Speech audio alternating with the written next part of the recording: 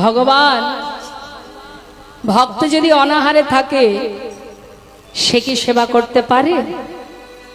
যার জীবনের সর্বস্ব সঁপে দিয়েছে ভগবানের চরণে, এমন পরম ভক্ত অনাহারে থাকলে ভগবান চুপ করে থাকবে কি করে? ভক্ত নাম করছে দেখে প্রভু দেখলেন, তাই তো আজ তো আমার ভক্তকে কেউ কিছু দিল না। বেশ, তিনি কি করেছেন মা, বালক বেশে এক ভাণ্ড দুধ নিয়ে গুটি গুটি পায়ে তার সামনে এসে দাঁড়িয়েছে। এবার পুরী গোসাই আপন মনে কৃষ্ণ নাম করতে করতে যেই না চোখটা খুলেছে, দেখছে একটা ছোট্ট বালক। পুরী গোসাই জিজ্ঞাসা করছে, মা এই কে রে তুই? কোথা থেকে এসেছিস তুই? বালক বেশে ভগবান বলছেন, আমি গো আমি, তোমার জন্য দুধ এনেছি, খেয়ে নাও। দুধ আমার জন্য এনেছিস? কেন রে, তুই আমার জন্য দুধ এনেছিস কেন? আনবো না, সকাল থেকে না খেয়ে আছো তাই তো নিয়ে এলাম। আমি না খেয়ে আছি তুই কি করে জানলি? আমি জানবো না তো জানবে কে শুনি? আরে তুই জানলি কি করে সেটা বল। আরে শোনো, সকালবেলায় ব্রজমাইরা জল নিতে এসেছিল। তারা গোবিন্দকুণ্ড থেকে জল নিয়ে ফেরার পথে তারা সবাই বলা বলি করছিল যে তুমি নাকি সকাল থেকে বসে আছো না খেয়ে, তাই তো আমি তোমার জন্য দুধ এনেছি, নাও শিগগিরই খেয়ে নাও। আচ্ছা, ওরা তোকে বললে আর তোরা তুই নিয়ে চলে এলি? আচ্ছা ভালো, আমি তো কিছুই বুঝে উঠতে পারছি না, ওরা কি করে জানলো যে আমি অনাহারে আছি? কোথাও তো একটা সন্দেহ হচ্ছে, কিছু তো মনে সাড়া দিচ্ছে, কিন্তু কেন বুঝতে পারছি না। আরে বালক,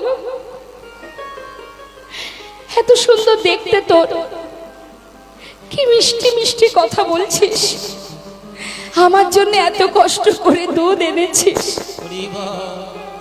আচ্ছা বালক, তোর মানে তোর নাম কি রে? ভগবান চিন্তা করছে, এত প্রশ্ন করে যাচ্ছে একটার পর একটা, কখন জানি বাবা ধরা পড়ে যায়। সঙ্গে সঙ্গে মনে মনে ভাবছে এবার একটু বকতে হবে। হ্যাঁ, তাই তিনি তো কম চতুর নয় বাবা, বলে উঠলেন, এই যে শোনো, নাম শুনে কাম কি, তোমার জন্য দুধ এনেছি, খেয়ে নাও। এত কথা শুনে তোমার কি কাজ? ফের যদি নাম জিজ্ঞাসা করেছো আমি কিন্তু এক্ষুনি চলে যাব। আরে না না, যাস না যাস না, কি সুন্দর দেখতে তো, এমন ছোট্ট বালক, আমার জন্য দুধ এনেছিস। আচ্ছা তুই রাগ করিস না, আমার সঙ্গে একটু কথা বল। জানিস বাবা, আমি সত্যি সকাল থেকে বসে আছি, কেউ আমার জন্য কিছু আনেনি, তুই ভালোবেসে আমার জন্য এনেছিস। আচ্ছা ঠিক আছে, আমি নাম জানতে চাই না, শুধু এইটুকু বল না। মনের মধ্যে তো সন্দেহ আসছে বাবা, যে স্বয়ং গোবিন্দ আমার কাছে এলো না তো, প্রভু নিজে এলো না তো, তবে ধরা কেন দিচ্ছে না? এলেই যদি তুমি, তবে এমন বেশি কেন এলে? আমি তোমায় চিনতে পারছি না। আচ্ছা বালক, তুই কোথায় থাকিস রে? বল না, কোথায় থাকিস তুই? শুনলে চিন্তা করছে, বারবার তো আর এড়ানো যাবে না, অন্তত একটা প্রশ্নের উত্তর দিতে হবে। বলছে শোনো, আমি কোথায় থাকি জানো? বালক কহে, বালক কহে গোপই আমি,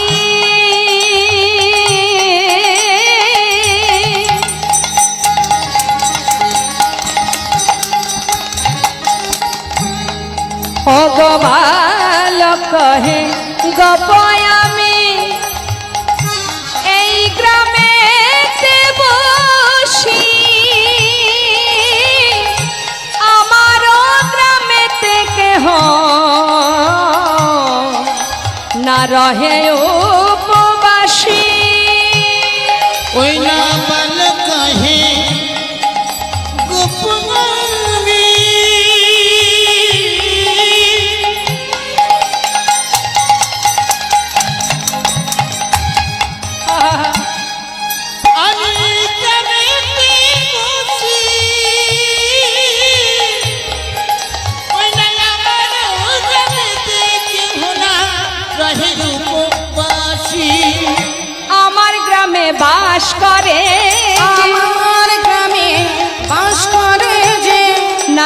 উপবাসী থাকে না সে আমার গ্রামে বাস করে। নানা উপবাসী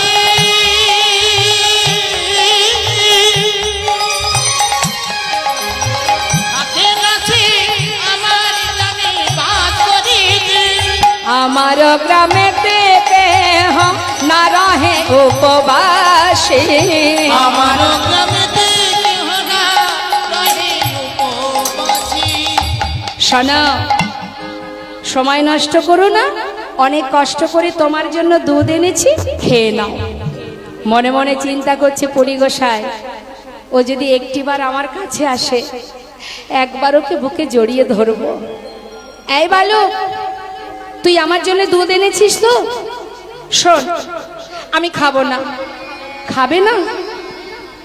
এত কষ্ট করে নিয়ে এলাম, খাবে না? না, খাবো না। কেন বলছে বাবা?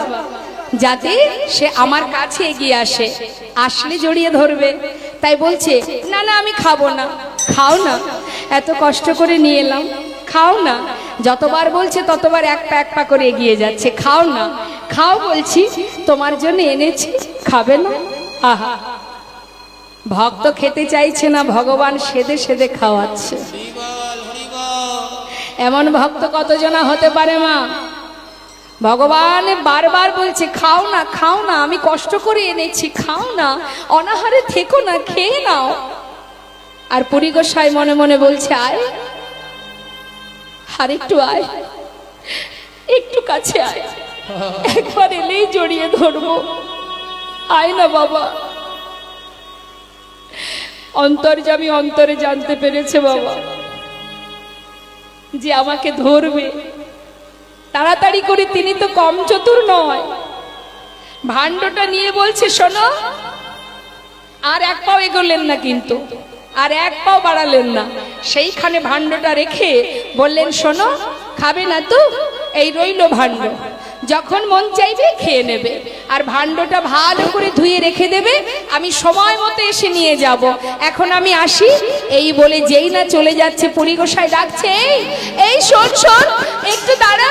না না, আমার আর দাঁড়ানোর সময় নেই, একটু দাঁড়া না, বললাম না আর দাঁড়াতে পারবো না, তুমি খেয়ে নিও, আমি পরে আসবো। চলে গেল। আর এদিকে পরিগোসাই চারিদিকে সেই বাচ্চাকে আর দেখতে পাচ্ছে না। এত বলি গেলাম গোপাল না দেখিয়া, মাধবেন্দ্র পুরীর চিত্ত হইল চমৎকার। মাধবেন্দ্র পুরীর চিত্ত হইল চমৎকার। আমার জন্য কষ্ট করে দুধ এনেছে, আমি খাবো না, খেয়ে নি। দুধটুকু নিয়ে যখন সেবা করেছে বাবা, সে যে কত সুখ, কত আনন্দ, কত তৃপ্তি। আহা, এত সেবা করেছি কিন্তু এমন অমৃত কোনোদিন পাইনি আমি।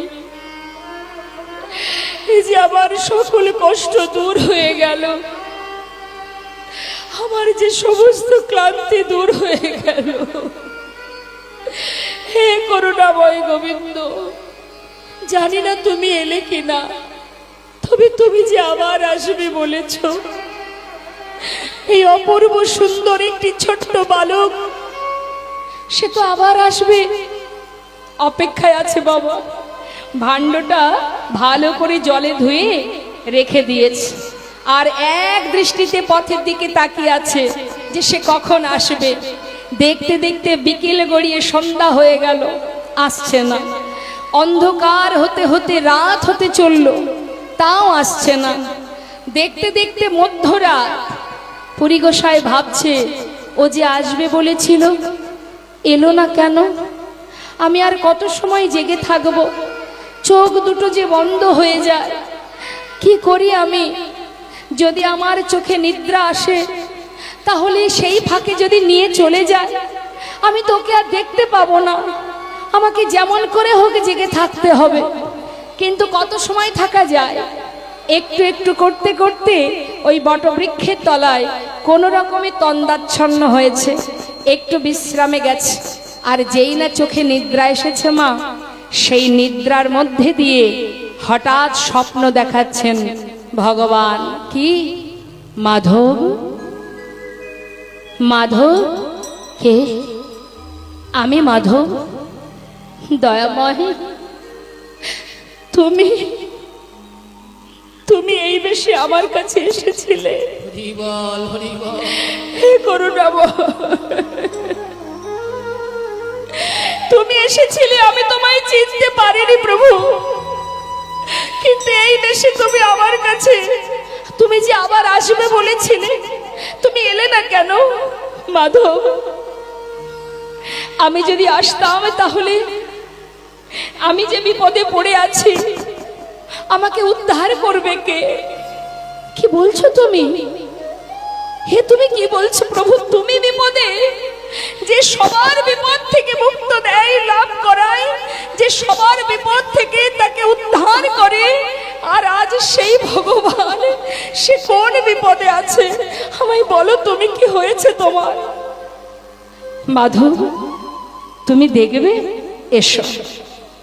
পরিগোসায় দেহটা পড়ে আছে মা, সূক্ষ্ম আত্মায় নতুন কলেবর ধারণ করিয়ে তার হাতটি ধরে নিয়ে গেলেন ভগবান। গিরি গোবর্ধন পর্বতের এক পাশে এক ঘন জঙ্গল, সেই জঙ্গলের মধ্যে বহু বছর ধরে পড়ে আছে একটা ছোট্ট কুটির। সেই কুটিরের মধ্যে পড়ে আছে বহু বছর ধরে ভগবানের বিগ্রহ, আর সেই বিগ্রহের চারিপাশে পাতা লতা ভর্তি হতে হতে সেই বিগ্রহটা একটু একটু করে মাটির তলায় চাপা পড়ে যাচ্ছে। পরিগোসাইকে, মাধবেন্দ্র পরিগোসাইকে নিয়ে গিয়ে ভগবান বলছে, মাধব দেখো আমি কোথায় পড়ে আছি, দেখতে পাচ্ছ? একদিন দুদিন নয়, বছরের পর বছর, বহু বছর ধরে আমি এইখানে পড়ে আছি মাধব। মাধব, বহু বছর পর আজ তুমি এসেছো মাধব, তুমি আমাকে উদ্ধার করো। দয়াময়, তুমি এই ঘন জঙ্গলের মধ্যে কিভাবে এলে আমাকে বলো। মাধব, আমার ভক্ত আমাকে এই জঙ্গলে রেখে গিয়েছিল, সে আমায় বলেছিল যে সে আবার আসবে, আমাকে প্রতিষ্ঠা করবে, কিন্তু সে আর ফিরে আসেনি। ওমা, এই ঘটনাটা ছোট করে বললে আপনারা বুঝবেন। মুসলমান শাসিত সমাজ যখন ছিল বাবা আমাদের দেশে, তখন হিন্দুদের মন্দির ভেঙে ফেলা হতো। বৃন্দাবনে অনেক মন্দির ভেঙে ফেলা হয়েছিল, কিন্তু গিরি গোবর্ধনের যে গোপাল, সেই গোপালকে এক ভক্ত নিয়ে ওই জঙ্গলের মধ্যে রেখেছিলেন। কেন? মন্দির ভেঙে দেয় দিক, ভগবানকে যদি সুরক্ষিত রাখতে পারি, অন্তত পরবর্তীতে আবার ভগবানকে আমি প্রতিষ্ঠা করব। তাই জঙ্গলের মধ্যে রেখে বলেছিল, প্রভু তুমি এখানে লুকিয়ে থাকো, আমি যদি বেঁচে থাকি আমি আবার আসব, আমি তোমায় আবার প্রতিষ্ঠা করব। জানো মাধব, আমার সেই ভক্ত আর আসেনি। সেই দিন থেকে আমি বছর কি বছর পড়ে আছি জঙ্গলে, না আছে মাথার উপরে কোনো আচ্ছাদন, প্রখর রোদ্দুর, কখনো ঝড় কখনো বৃষ্টি, বছরের পর বছর অনাহারে পড়ে আছি। মাধব, আমি যে তোমার অপেক্ষায় পড়ে আছি।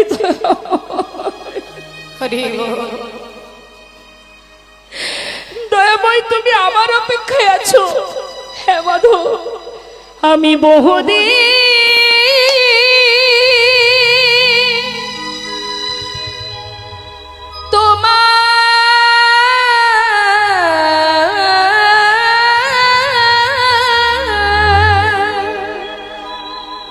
পাত করি নিরীক্ষণ,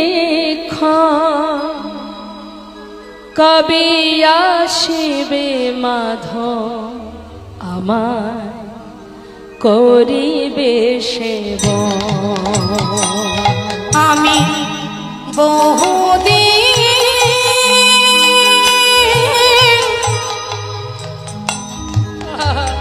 তোমার পথে করে নিরীক্ষণ কবে আসিবে মাধো আমায় করিবে সেবা তোমার প্রেম বসে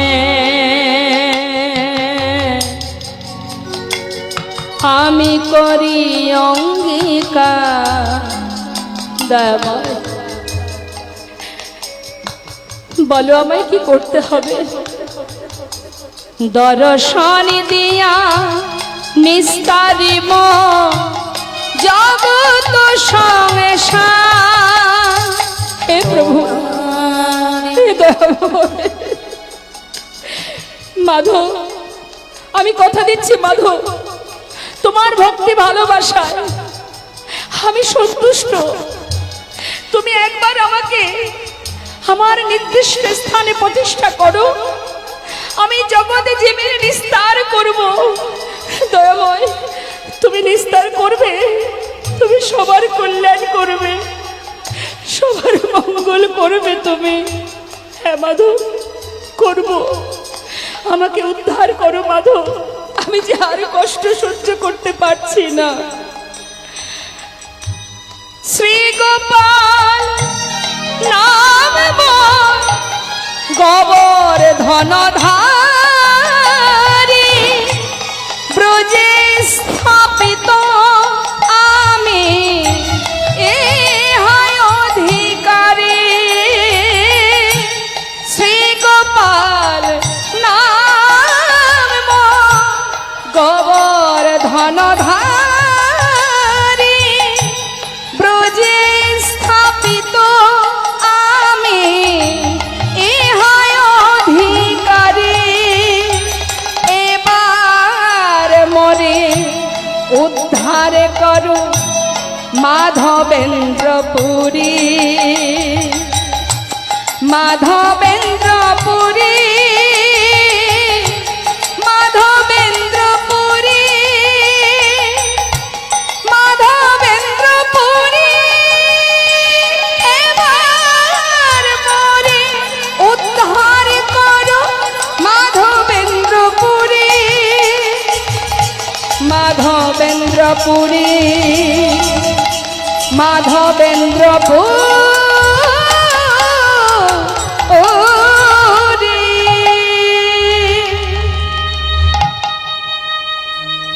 শুধু এইটুকু মা, স্বপ্নের মধ্যে এইটুকু দর্শন দিয়ে ভগবান চলে গেলেন। পুরী গোসার ঘুম ভেঙে গেল, আর যেই না ঘুম ভেঙে গেছে চিন্তা করছি আমি কি দেখলাম, আমি কি দেখলাম, আমি যে প্রভু, প্রভু যে বিপদে আছে, এখন আমার এই কথা কাউকে বললে সে কি বিশ্বাস করবে? কিন্তু আমি যখন স্বপ্নে দেখেছি চেষ্টা তো আমি করবই। তাড়াতাড়ি করে কি করেছে মা, গোবিন্দ কুণ্ড থেকে স্নান করে ওই গিরি গোবর্ধনের চারিপাশে যে গ্রামগুলো আছে সেখানে গিয়ে পুরী গোসাই ডাকছে, এই যে শোনো শোনো, তোমরা কে আছো? শোনো শোনো, এই গ্রামে ঈশ্বর তোমাদের মাধব গোবর্ধন ধরি কুঞ্জে লুকায়িত আছে, চলো তাহারে বাহির করি।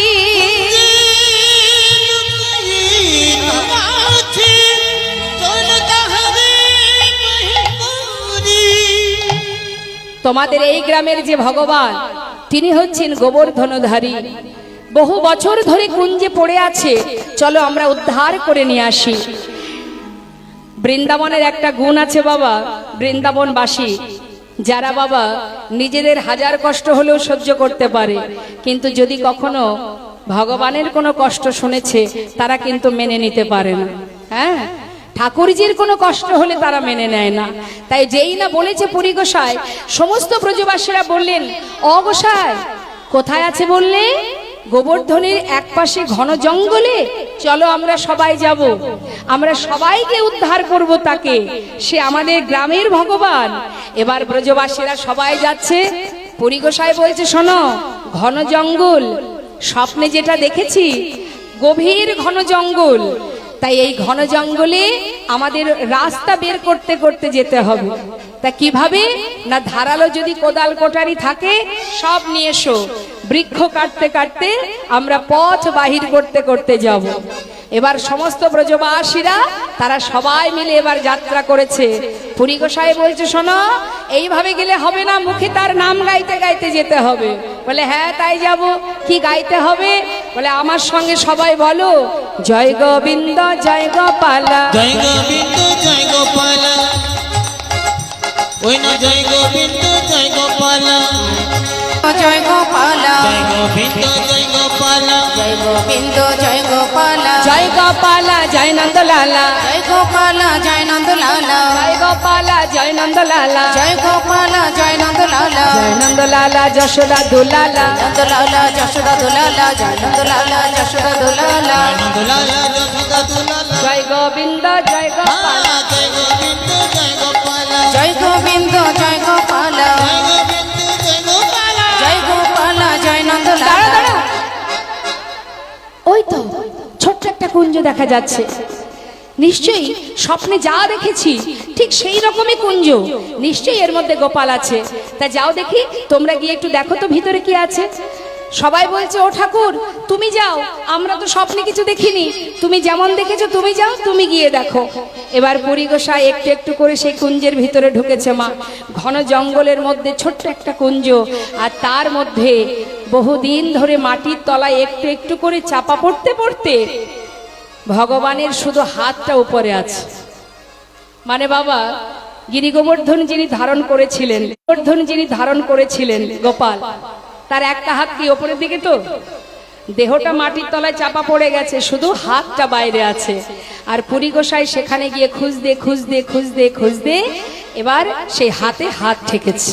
জয় গোবিন্দ জয় গোপাল, জয় গোবিন্দ জয় গোপাল, গোবিন্দ জয় গোপাল, জয় গোবিন্দ জয় গোপাল, জয় গোপাল জয় নন্দলাল, জয় গোপাল জয় গোপাল। পেয়েছি, এই তো পেয়েছি।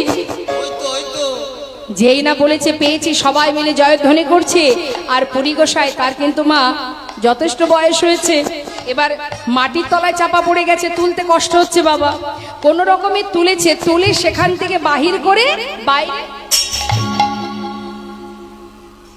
রেখে বলছে, শোনো বাবা, আমার দ্বারাই সম্ভব নয় ওই গিরি গোবর্ধন পর্বতে নিয়ে যাওয়ার, তাই আমি কষ্ট করে বাহির করেছি এই পর্যন্তই, এরপরে পর্বতের উপরে নিয়ে যাওয়ার দায়িত্ব তোমাদের, তোমরা নিয়ে চলো। হরিবল হরিবল। আজ ভগবানের ইচ্ছা, আমাদের যেমন ইচ্ছা হয়, মনে বাসনা জাগে, ঠিক ভগবানেরও বাসনা জাগে মা। কিন্তু ভগবানের বাসনা তিনি কিভাবে পূরণ করে? ভক্তদের মাধ্যম দিয়ে। আজ তার মনে বাসনা যে ভক্তের কাঁধে চেপে পর্বতে উঠবে। হ্যাঁ, তাই এত ভার হয়েছে। পুরী গোসাই বলছে, শোনো বাবা, যার গায়ে একটু জোর আছে, একটু বলিষ্ঠ ব্যক্তি যারা, তাদেরকে ডেকে নিয়ে এসো। এবার বলিষ্ঠ বলিষ্ঠ মানুষ এসে তারা সবাই গোপালকে কাঁধে করে নিয়ে এবার পর্বতের উপরে উঠছে। কি গো মা, বৃন্দাবনে গিরি গোবর্ধনের গোপালকে দেখেছেন তো? হ্যাঁ, তারই কাহিনী শুনছেন আপনারা। এবার তুলছে পরে, মহা মহা বলিষ্ঠ লোক একত্র করিলা, মহা মহা বলিষ্ঠ লোক একত্রে করিলা, পর্বত পরে গেল পুরী, পর্বত উপরে গেল পুরী, পর্বত পরে গেল পুরী, পর্বত উপরে গেল পুরী, ঠাকুর লইয়া। হরিবল হরিবল উলুধ্বনি। ঠাকুর লইয়া, পাথরের সিংহাসনে ঠাকুর বসাইল, পাথরের সিংহাসনে ঠাকুর বসাইলা। একটা পাথরের উপরে বসালেন। আর এবার যে পাথরের উপরে বসিয়েছে পিছন দিকে যদি পড়ে যায়, তাই বড় একটা পাথর নিয়ে এসে পিছন দিকে হেলান দিয়েছে বাবা, একেবারে চেয়ারের মতো হয়ে গেছে মা। কি করেছে? বড় এক পাথর পৃষ্ঠে, পাথর পৃষ্ঠে অবলম্ব কহিল, অবলম্ব। তাই গৌর হরিবল।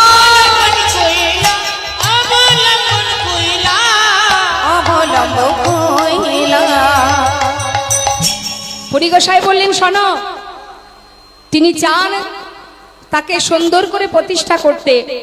তো প্রতিষ্ঠা করতে গেলে যা যা করতে হয় সবই করতে হবে। যেমন তাকে স্নান করাতে হবে, তাকে সেবা দিতে হবে, বহু বছর ধরে সে অনাহারে আছে, তার সেবার ব্যবস্থা করতে হবে। তা ব্রজরমণীদের বললেন, তোমরা এক কাজ করো, তোমরা জল নিয়ে এসো, গোবিন্দকুণ্ড থেকে জল নিয়ে এসো। এবার ব্রজরমণীরা আনন্দ ধরছে না মা, সবাই যাচ্ছে দল বেঁধে জল নিয়ে আসতে যাচ্ছে।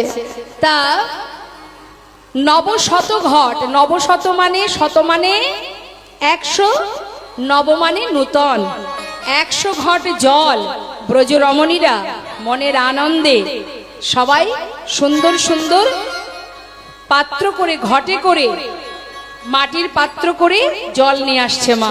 হ্যাঁ, তা সঙ্গে কিন্তু শুধু রমণীরা যাচ্ছে না, সঙ্গে বাদ্যযন্ত্র যাচ্ছে, জল নিয়ে আসতে যাচ্ছে। গোবিন্দকে স্নান করানো হবে, গোপালকে।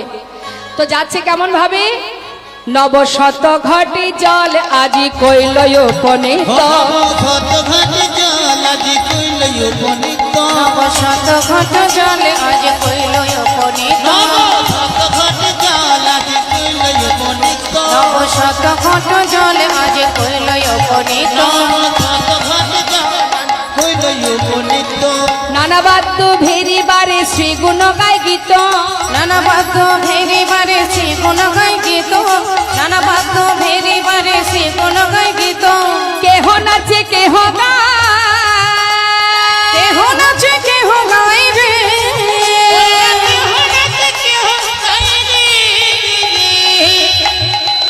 ব্রজরমণী আহা ব্রজরমণী গণ তারা করে হুলা হুলি, তাই গৌর হরিনাম হরিবল। ব্রজরমণী কান্তরা করে হুলা হুলি, ব্রজরমণী কান্তরা করে হুলা হুলি, নবশত ঘট জল আজ কইল উপনীত, নবশত ঘটে জল আজি কইল উপনীত, নবশত ঘট জল আজ কইল উপনীত। ব্রজরমণীরা 100 ঘট জল তুললেন ওই গিরি গোবর্ধন পর্বতের উপরে। ভগবানের স্নান করানো হলো, স্নানের পর এবার তাকে সেবা দিতে হবে। সমস্ত ব্রজগোপীরা গোপালের সেবার জন্য সেবার আয়োজন করলেন। কেউ বাদ যায়নি মা, গোটা বৃন্দাবনবাসী নয়, সবাই মিলে যে যেমন পেরেছে, যার যেমন ক্ষমতা বাবা, সবাই রন্ধন করেছে। এবার প্রত্যেকের রন্ধন যদি এক জায়গায় করা হয় কেমন হবে? সবাই তো এনেছে ভালোবেসে, ভগবানের সেবার জন্য রান্না করেছে, গোপালের সেবার জন্য। রাশি রাশি রুটি, স্তূপে স্তূপে অন্ন, নানাবিধ রসা ইত্যাদি ইত্যাদি, যে যা পেরেছে এনেছে। এবার সেগুলো যখন এক জায়গায় করেছে, একেবারে অন্নকূট হয়ে গেছে বাবা। এখন অন্নকূট যখন হয়েছে, সমস্ত ভক্তরা বলছে, এই যে অগোসাই, গোপালের সেবার জন্য নিবেদন করা হোক। এবার পুরী গোসাই নিবেদন করছে মা। এত বলি পুরী গোসাই নিবেদন করিল, বহুদিনের খোদাই গোপাল সকলে খাইল, বহুদিনের পরে গোপাল সকলে খাইল। নিবেদন করে আমরা কি করি? নিবেদন করে বাইরে আসি, তো মন্দিরের দরজা বন্ধ থাকে, তারপরে একটু পরে 3টে হাতে তালি দিয়ে মন্দিরে যাই, তাই তো মা? পুরী গোসাই নিবেদন করে বাইরে চলে এসেছে বাবা। আর এতদিন অনাহারে আছে বলে যা পেয়েছে সেই অন্নকূট সব গোপাল সেবা করে নিয়েছে। হরিবল হরিবল। পুরী গোসাই কিন্তু জানে না। এবার কিছুক্ষণ পর হাতে তালি দিয়ে যেই না দরজা খুলেছে, দরজা খুলে দেখছি কি কোনো পাত্রে আর প্রসাদ নেই, সব শেষ। মাথায় হাত, কি সর্বনাশ! মানছি তোমার খিদে পেয়েছে, কিন্তু যে ভক্তরা এত কষ্ট করে তোমার জন্য রন্ধন করে নিয়ে এলো, তাদের জন্য তুমি একটু রাখবে না? তুমি সব খেয়ে নেবে? এ তোমার কেমন লীলা! এ তুমি কি করলে? আমি ওদের বলবোটা কি?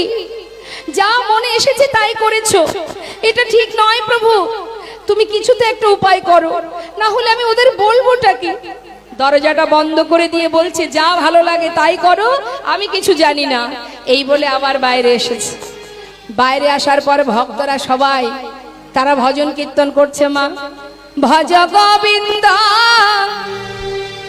গোপাল গিরিধারী, ভজ গোবিন্দ গোপাল গিরিধারী, ভজ গোবিন্দ গোপাল গিরিধারী, আর গিরিধারী গোবর্ধন ধারী, হরে গোবর্ধন ধারী, গোবর্ধন ধারী জয় জয় বংশীধারী, ভজ গোবিন্দ গোপাল গিরিধারী। ভজন কীর্তন শেষ।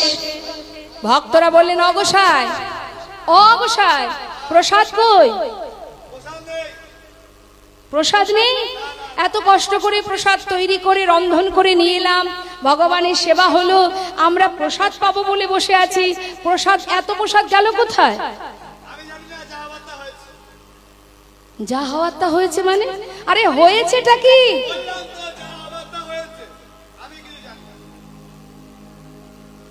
এত প্রসাদ গেল কোথায়? ভক্তরা সবাই চিন্তিত, আমরা প্রসাদ পাবো না। পুরী গোসাই বলছে, আমি জানি না বাবু, যা হওয়ার তা হয়ে গেছে। বলতে বলতে দরজাটা খুলেছে মা, আর খুলে দেখছে করুণাময় কৃপাময় আবার পাত্রে পাত্রে প্রসাদ ভরে দিয়েছে। নিতাই গৌর হরি বল, হরি বল। কি না করতে পারে মা তিনি, হ্যাঁ, তার দ্বারাই তো সব সম্ভব বাবা। ভক্তকে সদা সর্বদাই তিনি মাথায় করে রাখেন। তিনি বলেন, ভক্ত আমার মাতা, ভক্ত আমার পিতা, ভক্ত আমার গুরু। ভক্ত দিলে খায়, না দিলে উপবাসে যায়।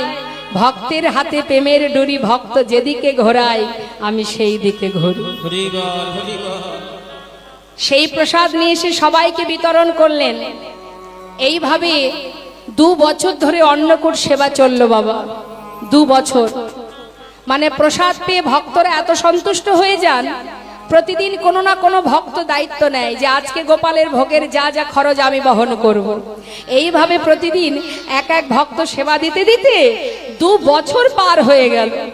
পুরী গোসাই চিন্তা করছেন তখন যে আমি যদি এক জায়গায় আটকে যাই, বাধা পড়ে যাই, আমার তো আর তীর্থ ভ্রমণ হবে না। হে দয়াময়, তুমি প্রতিষ্ঠা চেয়েছো, আমি তোমায় প্রতিষ্ঠা দিয়েছি, এবার আমাকে তুমি বিদায় দাও। তোমার সেবার দায়িত্ব যদি আমি কারোর হাতে তুলে দিতে পারি, তা আমি আর বাকি যে কটা দিন বাঁচবো একটু তীর্থ ভ্রমণ করব।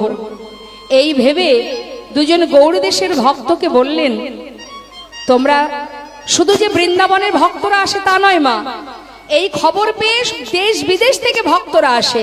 দেশ বিদেশ থেকে ভক্তরা যখন আসে, তাদের ভিতরে 2 ভক্তকে বললেন পুরী গোসাই যে তোমরা কি এই গোপালের সেবার দায়িত্বটা নিতে পারবে? তারা বললেন, হ্যাঁ পারবো। বলে, তাহলে এই গোপালের সেবার দায়িত্বটা তোমাদের কাছে রেখে দিলাম, তোমরা প্রতিদিন সেবা দেবে, আর এবার আমি আর বাকি তীর্থগুলো ভ্রমণ করব। তার মানে মা, প্রতিষ্ঠাও হলো, সেবার জন্য পুরোহিত রাখা হলো। পুরী গোসাই নিশ্চিন্ত, আর কোনো চিন্তা নেই তার। তিনি কি করেছে, সব সুব্যবস্থা করে যে বৃক্ষতলায় তিনি বিশ্রাম নিতেন, ওই বৃক্ষের তলায় গিয়ে রাত্রিটা কোনো রকমে একটু বিশ্রামে গেছে। কিন্তু ভক্ত মনে মনে যদি কিছু চায়, ভগবান যদি না চায়, তাহলে ভক্তের সেই মনোবাঞ্ছাকে পূর্ণ হয়? তিনি ভেবেছে বাকি তীর্থ ঘুরবে, আর ভগবান ভক্তকে নিজের কাছে রাখার জন্য হঠাৎ স্বপ্নের মধ্যে আবার দেখা দিলেন। ডাকছে, মাধব মাধব, দয়াময়। কি হয়েছে প্রভু, বলো আমায়। মাধব, তুমি চলে যাবে? হে দয়াময়, কোথায় আর যাবো বলো? একটু তীর্থে যাব। আমি তোমায় প্রতিষ্ঠা দিয়েছি, তুমি আমার কাছে চেয়েছো, আমি প্রতিষ্ঠা দিয়েছি তোমায়। তোমার সেবার দায়িত্ব 2জন ভক্তকে দিয়েছি। এবার আমি নিশ্চিন্ত, আমি এবার বাকি তীর্থ ভ্রমণ করব। মাধব, আমার যে বড় জ্বালা মাধব, দয়াময়, কি হয়েছে তোমার? আবার কি কষ্ট তোমার? আমাকে বলো, বলো তোমার কি কষ্ট হচ্ছে, বলো আমায়। শুনবে মাধব? মাধব, আমার এই অঙ্গের তাপ নাহি যায়, মলায় চন্দন আনো, তাপে কবে সে জোড়ায়। চন্দনে আনো, তাপে তবে সে জোড়ায়। ভগবান বলছে, গোপাল কহে মাধব, আমার অঙ্গের তাপ নাহি যায়, আমার অঙ্গে অসহ্য জ্বালা, অসহ্য যন্ত্রণা। বহুদিন মাটির তলায় চাপা ছিলাম, আমার সর্বশরীর জ্বালা করছে মাধব। তুমি আমার জন্য চন্দন এনে দাও, মলয়জ চন্দন। ও মা, মলয়জ চন্দন কখনো দেখেছেন? বাবা দেখেছেন মলয়জ চন্দন? মলয়জ চন্দন নীলাচলে পাওয়া যায়। মলয়জ চন্দনটা হলো সাদা রঙের হয়, রংটা সাদা, আর এই চন্দনটা সুশীতল, মানে শীতল প্রকৃতির, যেটা অঙ্গে মাখলে জ্বালা নিবারণ হয়। তাই প্রভু বলছি, মাধব, আমার অঙ্গে অসহ্য জ্বালা, তুমি আমার জন্য মলয়জ চন্দন নিয়ে এসো। তখন করজোড়ে মাধব জিজ্ঞাসা করছে, প্রভু কোথায় পাবো আমি? মলয়জ চন্দন আনো, নীলাচলে হইতে, অন্য হইতে নাহি, তুমি যাও হে দূরিতে।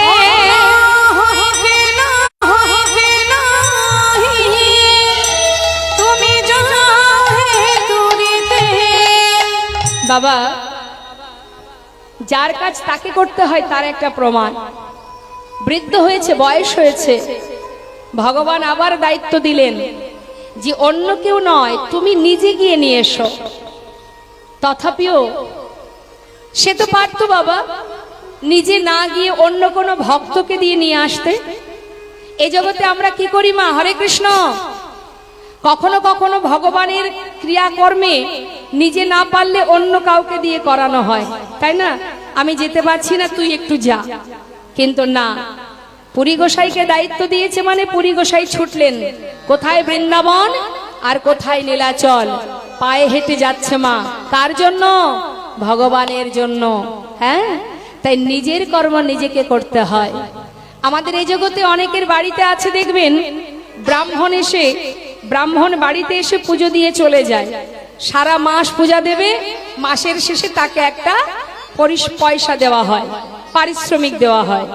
তার মানে আমার পুজো দেওয়ার সময় নেই, তুমি প্রতিদিন আমার বাড়ির ভগবানকে পুজো দিয়ে যাবে।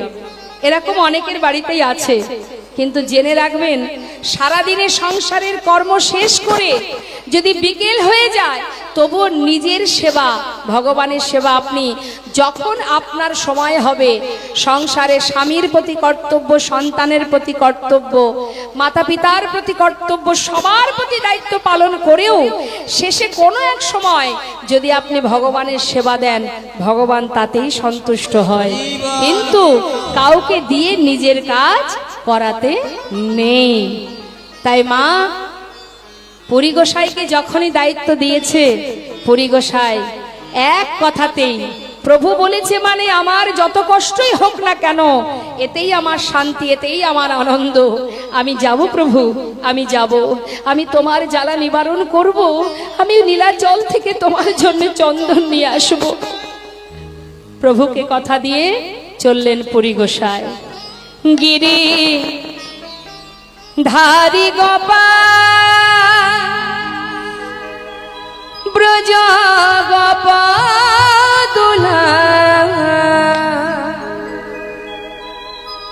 অপরূপ লীলা তব তরুণতমা। গিরি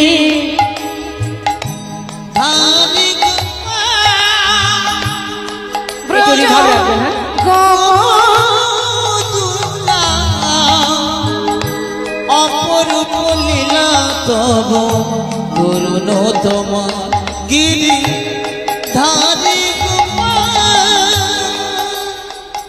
যশোদার নয়নে তুমি ননিচ, নন্দ দুলালে তুমি আনন্দ কিশোর।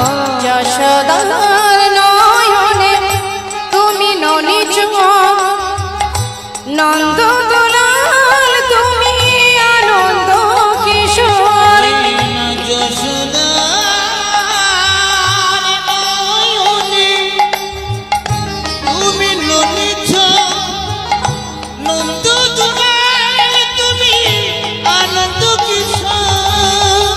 গীতায় সারথি তুমি যাদব রাখা, সারথি তুমি যাদব রাখা। অপরূপ লীলা তব তরুণতমা গিরি ধারি গোপাল মধু গোকুলা, অপরূপ লীলা তব তরুণতমা গিরি ধারি গোপাল। বিশাখার কাছে তুমি চির নিরূপ, শ্রীরাধা হৃদয়ে প্রেমের সেধান। বিশাখার কাছে তুমি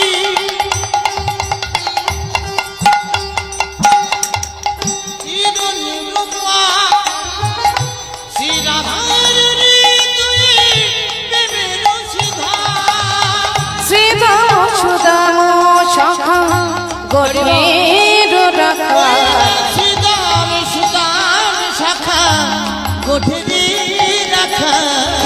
অপরূপ তব তরুণতমা গিরি ধারি গোপাল মধু গোকুলা, অপরূপ লীলা তব তরুণতমা, অপরূপ লীলা তরুণতমা। গোপাল।